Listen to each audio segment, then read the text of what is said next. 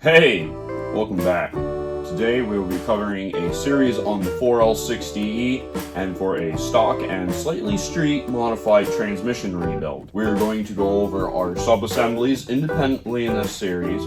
We will go over tolerances, where things need to be, and part selection. In this, we are going to deviate a little bit from stock. We're going to have some modifications, including like a Sonic Smart Shell and upgrading our 3/4 clutch pad. Now, in this series, we'll be covering a 2003 4L60E. So, some of this information may or may not apply to you. There are certain things that you might have to deviate away from in this series. In the end, we will cover all the saw assemblies and have a good transmission. So let's get to the bench and get to it. Alright, so you can see we got our sub-assemblies, most part on the bench. I got a few sitting on the floor here which we'll go over. One of the big things when you rebuild any transmission, doesn't just apply to the 4L60E. Bushings, bearings, thrust washers, all that you want to replace right off the bat. Don't goof around even if they look good, because chances are you're going to not replace them, put this back together, you get a little bit of mileage out of it, and then you're going to have some type of weird issue from the bushing. And the pump bushings are actually notorious for causing issues. You might end up replacing the valve body or doing a whole host of things trying to solve an issue and find out that it's actually these guys causing the issue. So, bushings, bearings, sprags, and thrust washers, etc., always get replaced on a rebuild. Now, depending on your 4L60E, there will be two styles. You'll have one with either the molded pistons, you can see the ones that got taken out here, replace those by the way, or you'll have one with lip seals, and you'll replace the lip seal and need a lip seal tool. When you break down your transmission, and I'm not going to show disassembly because it's already disassembled, when you break it down and do your visual inspection, there's a few key things you're looking for. Now, in the pump here, you can see we have some wear marks right here, but that's okay, as long as you don't feel them. You don't want to feel these wear marks at all. In this case, this one does not have anything I can feel with my fingers that would show a symptom. They're just literal wear marks on the surface. This is okay as is to at least proceed forward. I'll put it that way. Proceed forward. Certain assemblies, depending on what happened with your transmission during your rebuild, there's just things you don't want to risk. If you had something fail that sent metal shavings throughout the transmission, like in the case of your planetary gear set here, you're going to want to replace that then, because you can't guarantee you get all the metal shavings out. And even if it looks good, you might have small buildup in between the teeth or other damages that aren't easily seen, and you'll never get that fully clean.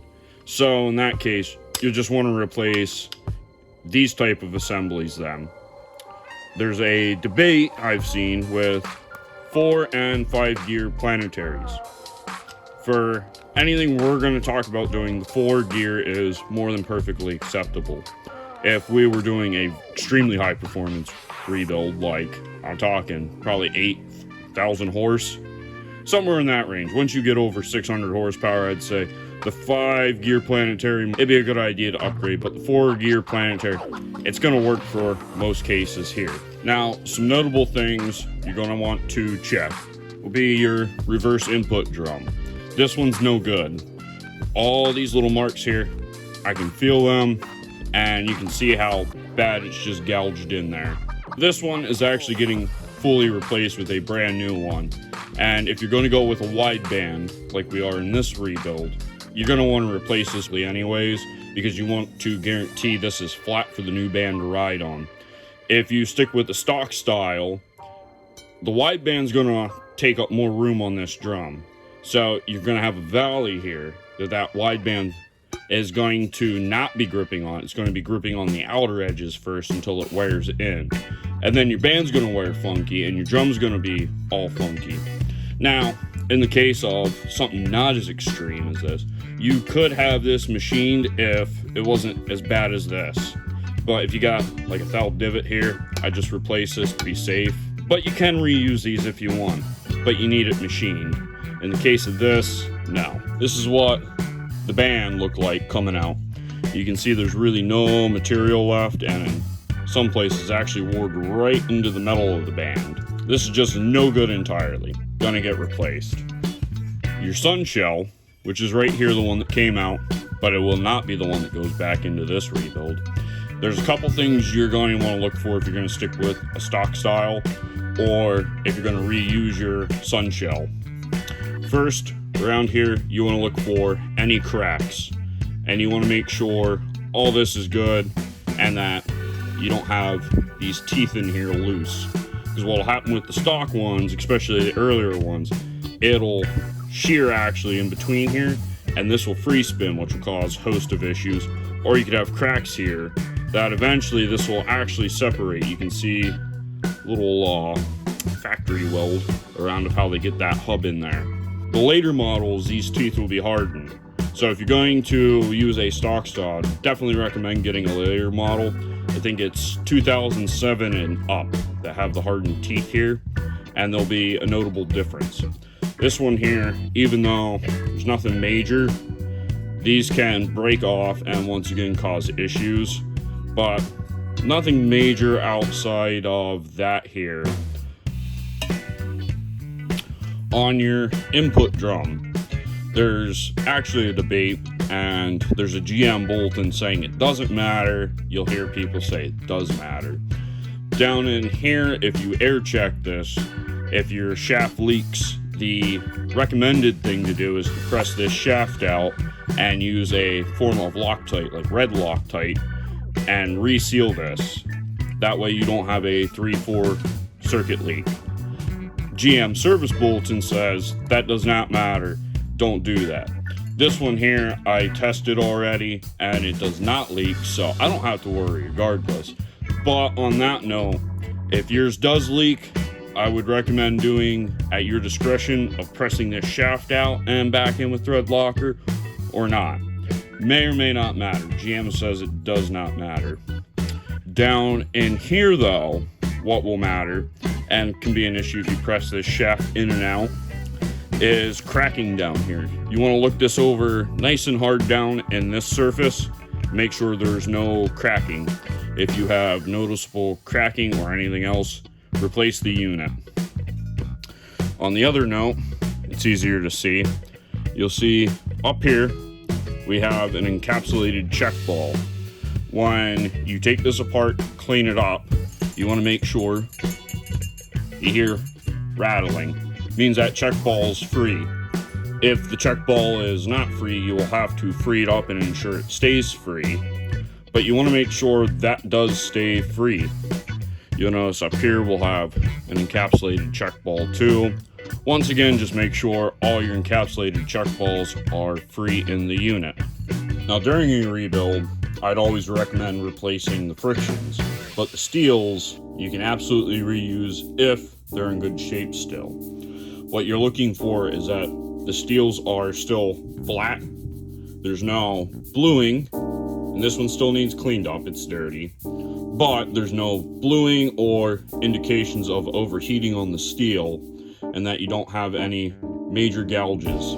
This one here, once it gets cleaned up, will be more than fine to reuse, and we're going to reuse most of our steels minus the 3/4 clutch pack. In the 3/4 clutch pack, we are going with an Alto upgrade, a heavy duty one. I believe it puts 9 frictions, I'd have to look at the kit again, into the 3/4 clutch pack, and they provide new frictions and steels to use. So as long as our tolerance comes out good, that's what we're going to use there. But in the case of everything else, we're going to stick with Alto. In the overrun, we're going to use AC Delco replacements. And I believe my reverse input, I have Borg Wagners to put in. So that's all you need to know about steels. As long as they're not blued, they're still flat, and there's no major damage to them. Feel free to clean them up, reuse them. If not, replace. So here we have a bunch of Sonax parts. Most of these are pertaining to the valve body, and there's a few of these I'd absolutely recommend, which would be like your M-plug O-ring for your 3/4 relay. Valve pressure regulator, you're going to want to update that. That just saves you some issues. In general, anything that has a spring, for the most part. Some things like your pump, it's okay to reuse the spring for like the pivot pin, but for the 3/4 clutch boost pack and etc. and these guys, I just replace those with brand new. Springs get worn over time and they lose their effective, I guess, spring tension. So they're not going to be exerting as much force. So it's a good idea just to replace those so they're back to OEM or better than OEM standard. You can see, definitely want to make sure you put a forward reverse abuse board plug in. That's all they are. You just need 2 of them. That's all. And I got a few other things here because from valve body testing, they just were a little on the weak side. So we're going to update that. And with the valve body, you can either reman your own valve body, which we'll get into tools needed later for just general transmission overhaul. But you can reman your own, or you can buy a reman. Now, one thing I'm going to warn about remans.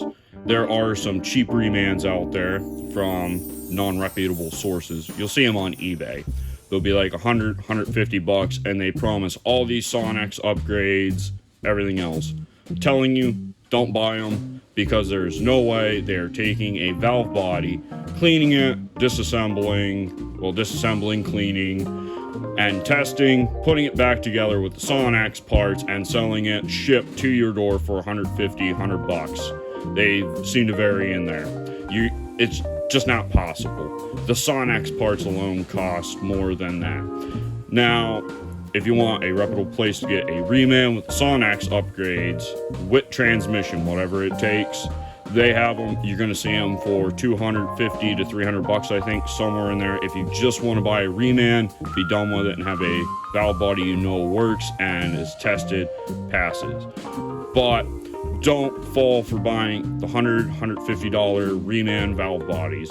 You'll see them commonly on eBay and other places, and they'll be from non-reputable sources. Just avoid it, because I'm telling you right off the bat, there's no way they're putting the Sonex parts in to begin with, because it costs more. And obtaining valve bodies to reman, disassemble, clean, put back together, test, and ship to your door for that price just ain't happening. They're more than likely cheap Chinese knockoffs. I wouldn't even risk it. But back onto the topic at hand. One upgrade that's just recommended in general will be a Corvette servo kit. This will provide firmer, better shifts, and it's a little bit better on the components because they're not lacking. If you prefer to reuse your old servo that came out, go ahead, use your old 2.4 servo, but I'd recommend Corvette servo upgrade. Here's another weird one, which I just recommend for the valve body. I think it's like $12 for this, for the Sonex kit. But you'll see these are brand new check balls, except they're a type of plastic. And the reason for this upgrade, they don't hammer on the separator plate and cause issues. The steel check balls over time, and I'm talking after a lot of miles, obviously. So if you put a new separator plate in, you're not going to have to worry about this. But with these, pretty much eliminates that issue anyways. If you go with the plastic, they'll be hitting the separator plate, but they won't be enlarging the holes, possibly getting stuck and causing other things. Over the course of a lot of miles, the steel check balls can hammer out and not seal as well, or they may get stuck and cause a host of issues. So if you're in here, I just recommend spending a couple bucks, get one of these. You can see too, we got brand new sprags to put in. You're going to want to get the updated 29 dual cage sprag. This came as a kit from Wit Transmission, I believe. I'd have to see who I bought it from. I only buy transmission parts from a couple sources, but reputable. I know they're genuine and don't have to worry. But this is a great upgrade, especially for the earlier 700 R4s or 4L60s. 4L60Es, depending on what you're doing, you can stick with the stock style and potentially reuse it, but I wouldn't recommend it. I just go for these guys off the bat. You're not going to have issues.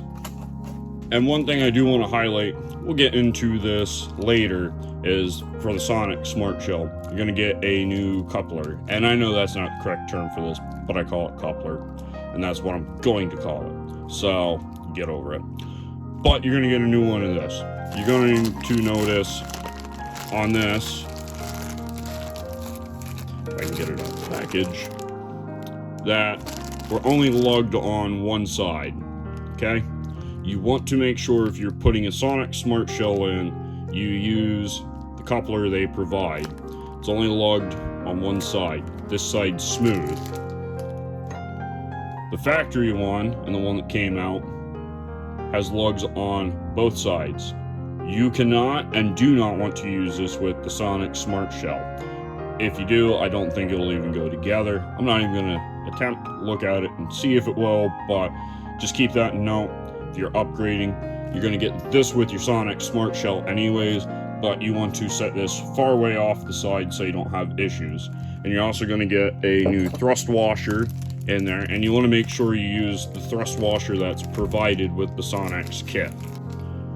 Also, we have a new servo pin, which you may or may not want to use. The advantage of using one of the Sonic servo pins, you can see extra long here, is the fact that you can grind this down and adjust your band tolerance. So in this case, we're going to run our band tighter than the factory one would provide, just to help firm up and quicken that shift. You don't need this, but if you want to go for a nice rebuild, get this and set your clearance. With the stock one, you can TIG weld the pin a little longer and get it to where you want for adjustment. I just wouldn't recommend it. But there's nothing wrong with using the stock style one and not setting the clearance and running the factory pin. Just won't be as quick of a shift as doing this will. And then with this rebuild, we are going to use pinless accumulators. We're going to use this everywhere. The 3/4 accumulator though, you do have the option to block that off, and there's a certain way to do it. I recommend using a set screw so it's not permanent, because some guys will tell you to stick a check ball in there, hammer it in, and then stake it. But in this rebuild, we're just going to stick to pinless accumulators. The advantage of doing the 3/4 accumulator block is it will provide oil in all gears, no matter what, to certain parts of the transmission, and it will firm up and quicken the 3/4 shift, which, yes, you can never have a good enough 3/4 shift in one of these. You want 3/4 good, but in this case, just being this is mainly more of a stockish, kind of mild street build, we're just going with the pinless accumulators, which will save a lot of headache over the plastic accumulators that was in this transmission. You don't have to go with pinless, you can go with aluminum if you want, but if you have plastic accumulators, like in the case of this transmission, they are prone to cracking and other issues that can cause some wonkiness. So aluminum pistons or pinless piston is a great upgrade for these. Now let's talk about some of the specialty tools we're going to need to rebuild our transmission and test to make sure all's good. One of the first things which you'll see right here, a vacuum tester. I have a video previously on how to make one of these, and just a little bit of going over of how to set it up and use it. So check that video out if you want to make your own. If not, Sonic sells one. I think it's $300, but for that, honestly, $20 in fittings, you can make one. Or if, like case me, I had majority of this stuff around anyways. Only need to buy a pressure gauge and the needle valves. So for me, it was pretty dirt cheap and almost free to build. But you're going to need one of those and a vacuum pump. You can use that to test your pump assembly and the valve body. And I'd highly recommend testing your valve body and double checking, unless you just go the reman route. If you're just building one of these, you don't want to spend the money on the Sonic's vacuum tester. You don't want to build one, take that $300 and spend it on a reman valve body with all the Sonic's upgrades. Remember, reputable source on that. But you're going to need some way to test a couple of these just to make sure everything's good within spec. There are a few things, and we'll get into that later. I have the Sonic's printouts over here. things you're going to have to test and what you would need to do if they turn no good to replace. Some of these will require special bores, jigs, which we won't go over. So mind you, if you do test and find a certain aspect that needs replaced, updated because of low vacuum results, that they do require some special jigs and other things and tooling to redo. In that case, your best bet is to send it out or just buy a reman. But at least you can test it and know and verify that the valve body's good, some things in the pump are good, We won't get too much into that. You're going to need two spring compressors to do a 4L60E. Case of this, these are, I think, Bamboo off Amazon. You'll need this one, the big guy here. You can make these if you want, but you're going to need this for like your input drum and your reverse drum. But you're going to need these to compress the springs. Really no way around it.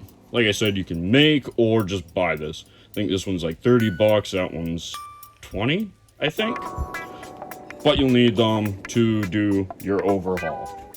Also, which the same seller off Amazon, you'll need Teflon resizing tools. I'd highly recommend using the Teflon seals. They sell this whole thing, 20 bucks for the resizing tools on Amazon. You can get away doing other methods to resize your seals, but honestly, 20 bucks for the tools just to do it, I would spend it, do it. But you'll need some type of Teflon seal resizing tool, and I would highly recommend going with the Teflon seals and Teflon coated bearings too. Well, bushings, sorry, bushings. Teflon coated bushings. But I definitely recommend you spend the money, get these. That way you can resize and know it's good. Now, for certain parts of the transmission, you're obviously going to need the correct bushing drivers to uninstall and reinstall the bushings. In the case of the pump, though, you're going to need a slide hammer bearing bushing puller set. And in this case, the Pittsburgh one does work. And they do have a specialty tool. It's a Kentmore tool to do your stator bushings. Lately, the prices I've seen on them used on eBay has been like $300-400, and there's not many of them. I believe like 2-3 years ago, if you wanted the specialty tool, you'd still need a slide hammer and all that. But if you wanted the specialty tool, it was only 40-30 bucks for that when they were commonly selling, and now they're just... So, you'll need some way to pull those out. And you do need to have a slide hammer pulling set, because you can't just press these out one way or the other. They have to be ripped with a collet style puller. So, there's a few things you're going to need to put together your transmission. You can use either Vaseline or petroleum jelly. You can see this is just Rite Aid brand, cheaper. And automatic transmission fluid. These two are important to have. You're going to need that to lube up various seals and other things. You could also use Transgo jelly, which is just basically this mixed with a little automatic transmission fluid. And you can make your own by just mixing those. The Vaseline, you're going to want to be able to hold in check balls and other things and lube up seals, This you're going to want for your frictions. I always believe in soaking the frictions. Some guys will say, don't worry about it. I'm always going to soak them because when the transmission's actually working as intended, they're soaked in fluid anyways. So I'll always give them that pre-soak. You're also going to need some form of Loctite. You can install your bushings without that. I'm going to use 680 because this is specifically what 680 is designed for, is helping to retain bushings and bearings and other various components. anything that's press fit, basically, 680 is meant for. I've seen guys use red Loctite, some use blue Loctite. But the reason I'm going to use 680 is because we have heat resistance and oil resistance. And if you look up the specs, this is perfectly good for transmissions. You can see this isn't Loctite brand, but this is reputable. Loctite's patents ran out, so you're going to see a lot of these more generic brands. The generic brands, still good, as long as you buy at least a reputable generic brand. This came off Amazon. It works just like 680, except a fraction of the cost. If you feel so inclined, you can stick to original Loctite brand, but you're going to spend a lot more for the same thing.